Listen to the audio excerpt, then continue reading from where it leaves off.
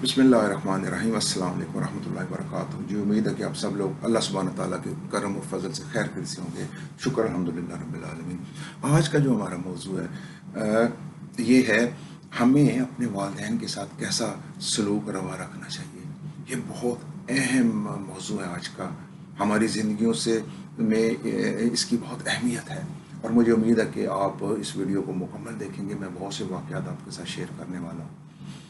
जी, ऐसा कि जब आप ये वीडियो ऑन करते हैं तो नीचे एक सब्सक्राइब लिखा होता है। अगर ये सुर्ख या रेड कलर का है तो एक दफ़ा इसको प्रेस कर दें ताकि ये चैनल सब्सक्राइब हो जाए, और अगर ये सुर्ख या रेड कलर का नहीं है तो फिर प्रेस करने की ज़रूरत नहीं है। इसका मतलब है कि आपने पहले ही इसको सब्सक्राइब किया हो।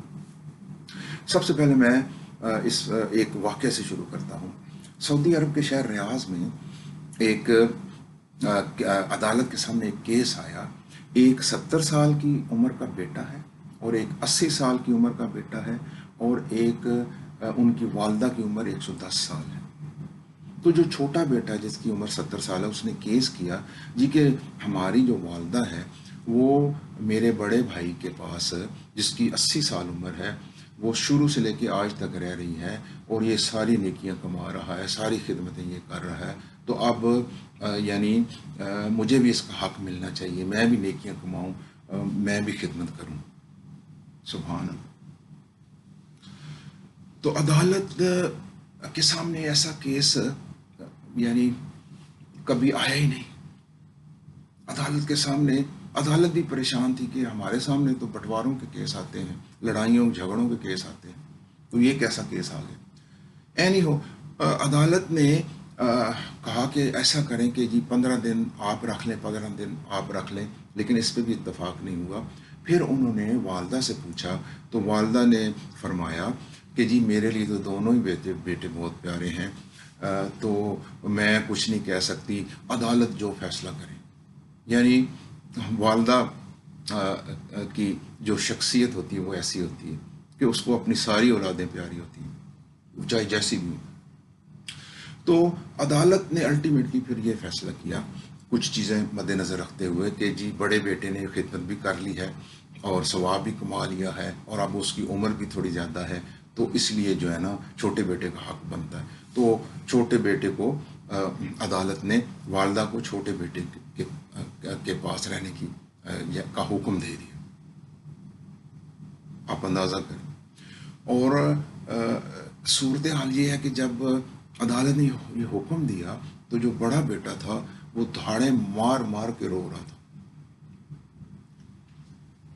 आप अंदाजा करें।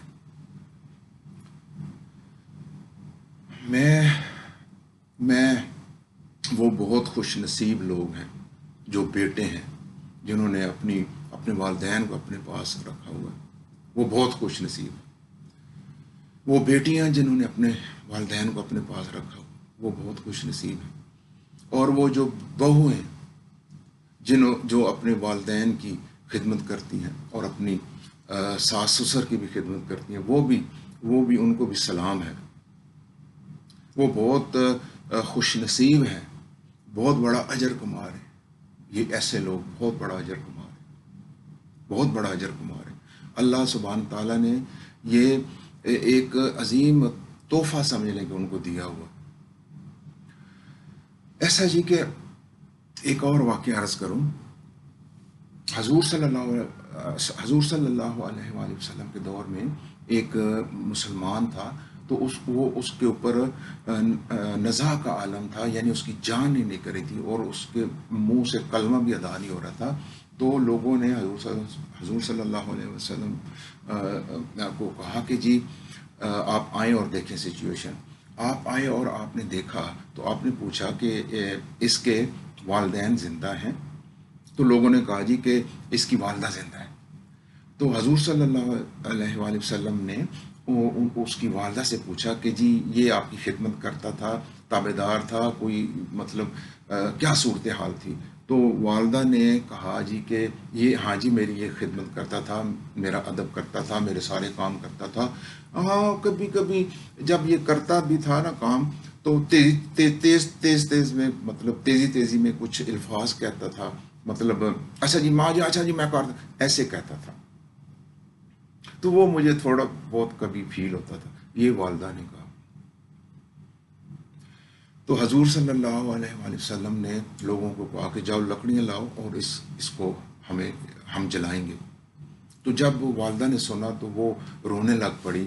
تو والدہ نے کہا جی کہ نہیں آپ ایسا نہ کریں، جو ہے نا تو یہ میرا بیٹا ہے وغیرہ وغیرہ.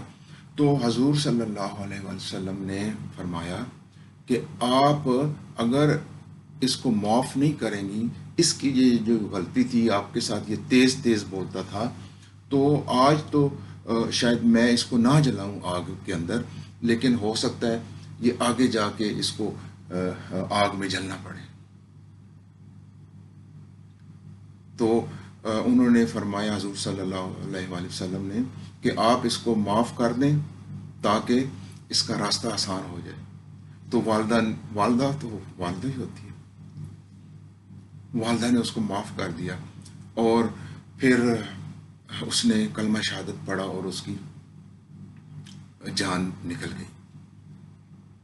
آپ اندازہ کریں ذرا تیز تیز بولنے کا یہ واقعہ ہے کہ اپنے والدین کے ساتھ صرف وہ تیز تیز بولتا تھا، سارے کام بھی کرتا تھا، خدمت بھی کرتا تھا، تابعداری بھی کرتا تھا، صرف ایک تیز تیز بولتا تھا جو اس کی والدہ کو اچھا نہیں لگتا تھا. عرض کروں کہ ایک شخص حضور صلی اللہ علیہ وسلم کی خدمت میں حاضر ہوا. اس نے کہا جی کہ آپ مجھے بتائیں کہ سب سے زیادہ حسن سلوک جو ہے نا وہ میں کس کے ساتھ روا رکھوں. تو حضور صلی اللہ علیہ وآلہ وسلم نے فرمایا تمہاری ماں. اس نے دوبارہ پوچھا، اس کے بعد آپ نے فرمایا تمہاری ماں. اس نے دوبارہ کہا جی کہ اس کے بعد آپ نے فرمایا تمہاری ماں. اس نے پھر پوچھا، اس کے بعد آپ نے فرمایا تمہارے والد. اندازہ کریں ماں کی کتنی اہمیت ہے. آپ اندازہ کریں 3 مرتبے ماں کے پاس ہے، 3 مرتبے، 3 دفعہ آپ نے فرمایا تمہاری ماں تمہاری ماں تمہاری ماں. تو میں عرض کروں کہ ایک دفعہ ایک مسلمان حضور صلی اللہ علیہ وآلہ وسلم کے پاس حاضر ہوا.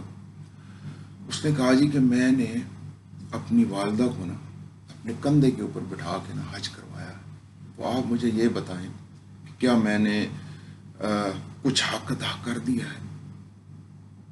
حضور صلی اللہ علیہ وآلہ وسلم نے فرمایا تم نے جو ماں کا دودھ پیا نا، ایک گھونٹ کا جو ہے نا وہ حق ادا کیا تم نے.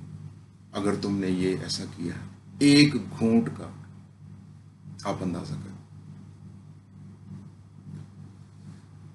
میں عرض کروں کہ اگر آپ نے نا اگر آپ یہ چاہتے ہیں کہ آپ کے رزق میں اضافہ ہو، آپ کی عمر جو ہے نا وہ دراز ہو، تو آپ اپنے والدین کے ساتھ نا جو سلوک ہے نا وہ بہت اچھا رکھیں. ان کی خدمت کریں، ان کی تابعداری کریں، ایون ان کے سامنے جھک کے کھڑے ہوں ادب کے ساتھ. اور آپ دیکھتے ہیں وہ بہت خوش نصیب لوگ ہیں جو یہ کر رہے ہیں.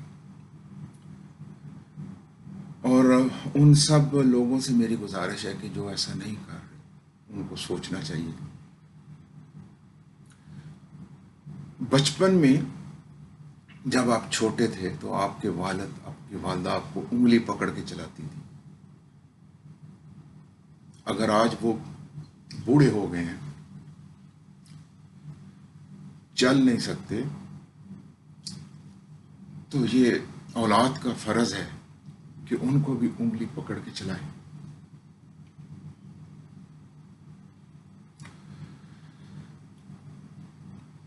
کہتے ہیں کہ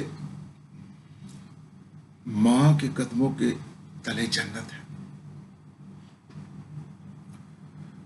ہمیں اپنے آپ کو دیکھنا پڑے گا، ہمیں اپنے آپ کے بارے میں اپنے آپ کا جائزہ لینا پڑے گا کہ ہم کیا کر رہے ہیں،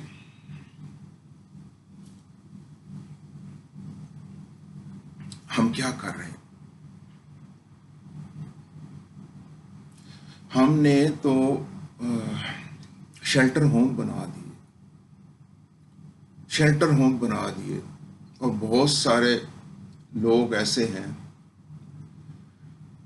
میں تو یہ سوچتے ہوئے بھی لرز جاتا ہوں، یہ سوچتے ہوئے بھی لرز جاتا ہوں۔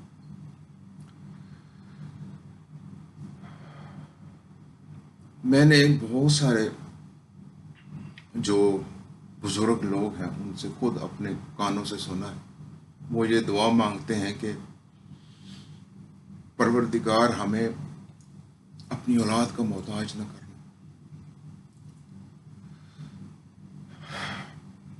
وہ یہ دعا مانگتے ہیں، آج میں نے خود سنا ہے،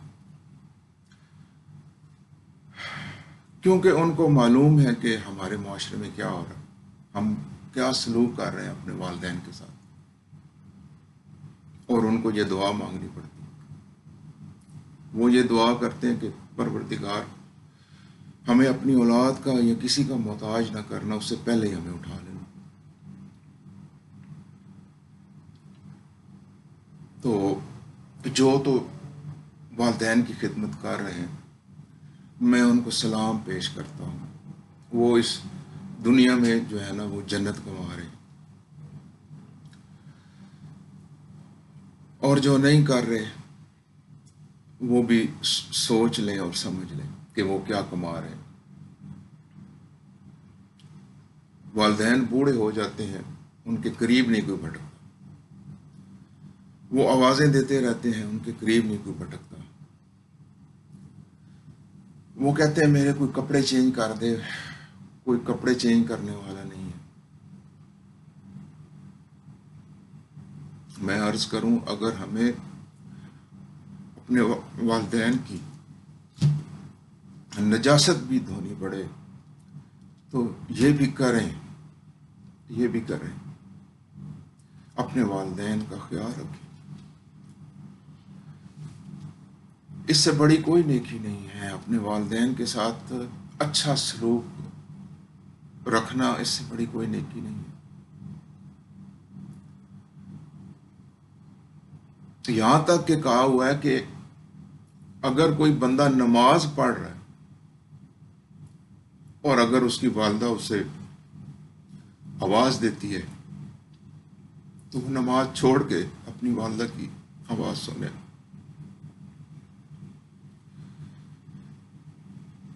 ایک دفعہ جنگ پہ جا رہے تھے حضور صلی اللہ علیہ وآلہ وسلم کے دور میں، تو ایک بندہ آیا، اس نے کہا جی کہ میری والدہ بیمار ہے تو میں کیا کروں؟ حضور صلی اللہ علیہ وسلم نے فرمایا کہ تم جاؤ اپنی والدہ کی خدمت کرو، تمہیں ضرورت نہیں ہے جانے کی۔ تو جو ماں ہے وہ یعنی فرمایا کہ نماز بھی اگر آپ پڑھ رہے ہیں تو اگر والدہ آواز دیتی ہے تو نماز توڑ کے ادھر چلے جاؤ۔ اور جہاد سے بھی اہمیت زیادہ ہے والدہ کی۔ ہمیں سوچنا چاہیے، جو لوگ یہ نہیں کر رہے، پلیز آپ اپنے گریبانوں میں جھانکیں اور دیکھیں ذرا کہ کتنا بڑا گناہ آپ سرزد کر رہے ہیں۔ اس کی کوئی معافی نہیں ہے، اس کی کوئی معافی نہیں ہے، اور جو یہ کر رہے ہیں وہ بڑے خوش نصیب ہیں، بڑے خوش نصیب ہیں۔ میں آپ سے اجازت چاہتا ہوں۔ السلام علیکم ورحمۃ اللہ وبرکاتہ۔